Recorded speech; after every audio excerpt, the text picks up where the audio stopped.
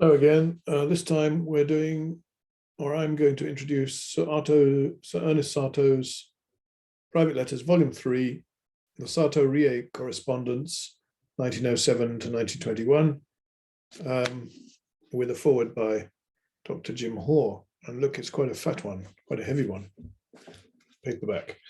Okay, so here we go.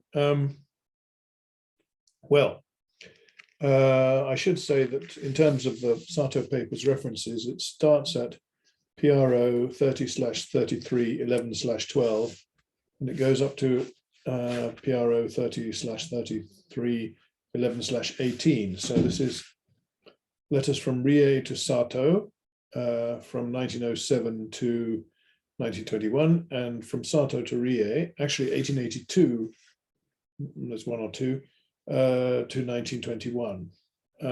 Okay, so here we go. I'm now going to read Dr. Hoare's foreword, but before I do, this is REAY. Oh dear, there we are, there's REAY. Lord REAY. Donald James Mackay, the 11th Lord REAY, 1839 to 1921. Okay, so here we go. The Satow-REAY Correspondence, 1907 to 1921, foreword. Sir Ernest Satow had clearly known Donald Mackay, 11th Lord REAY, 1839 to 1921, a Dutch-born British administrator and Liberal politician for some time before the bulk of the letters that make up this collection were written, but they became friends as delegates to the Second Hague Peace Conference in 1907. Naturalized as a British subject in 1877, REAY, that's R-E-A-Y. REAY was governor of Bombay, Mumbai, as we say now, from 1885 to 1890, and later Under-Secretary of State for India in Lord Rosebery's 1894 to 1895 cabinet. He was president for the Royal Asiatic Society, headed University College London, and was the first president of the British Academy. The letters show a very different Satow from the East Asian scholar and diplomat of the years before his retirement. International law was now his field, leading to Satow's Guide to Diplomatic Practice, 1917. He was also a dedicated Christian who played a role in local government and in wartime relief work, and an increasingly firm conservative in his political and social views. He remained a scholar, reading widely in a variety of languages, but not Japanese or Chinese. Requests for writing or comments on Japan had long been pushed towards others. Writing Japanese history was, by 1912, out of my current line, that's a quotation, and he had given away all his books on the subject. By 1921, he claimed to have forgotten most of his Japanese.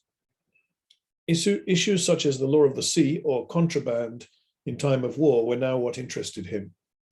His Christianity was shared with REAY and was increasingly Calvinistic, although he was clearly attracted by some aspects of mysticism. Both professed to wanting Christian unity, but this was essentially Protestant unity.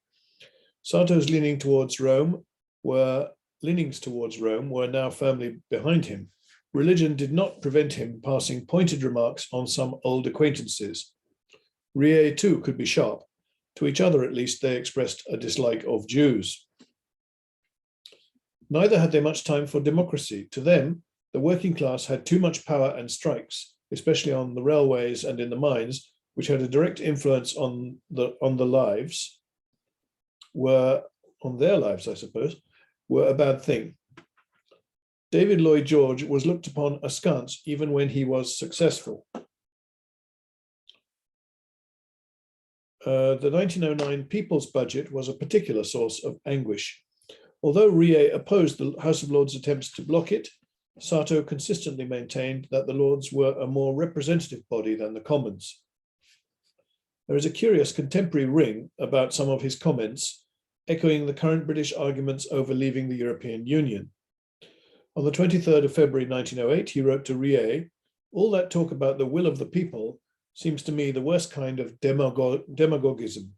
If the will of the people is to govern England, the uneducated, ignorant, and unthinking people, the country will be ruined." Party politics were despised since they turned honest representatives into voting fodder. They shared strong views about who should and should not have the vote. Women fell clearly into the latter category, as did most of the feckless working class. Both objected to the theatre dealing with religious themes. Satow in 1916 expressed the hope that a tax would be introduced on theatres and picture houses where workers spent far too much. He also hoped that wartime reduction in wood pulp imports would force the poor to save money, as newspapers would be too expensive. But in Satow's view, workers should not reduce the number of their children. The limitation of families is, to my mind, a horrible sin, converting a wife into something little better than a prostitute. I am glad that nothing like that has ever occurred in my family. One wonders how he knew. As early as November 1913, Satow wrote that I am becoming more and more a reactionary. The world of the dashing bachelor of the 1860s had been well and truly left behind. On medical grounds, he stopped drinking and smoking. In public, he continued to be polite and friendly, but in private, a rather complex and perhaps unlikable person emerges. Ian Ruxton has once again put us all in his debt. Over many years, he has brought Satow's papers out of the relative obscurity of the British National Archives to a much wider audience. Hitherto, they have been of most interest to those concerned with Japan and China. This welcome volume brings out a very different side of Satow's life and interests. J.E. Hoare.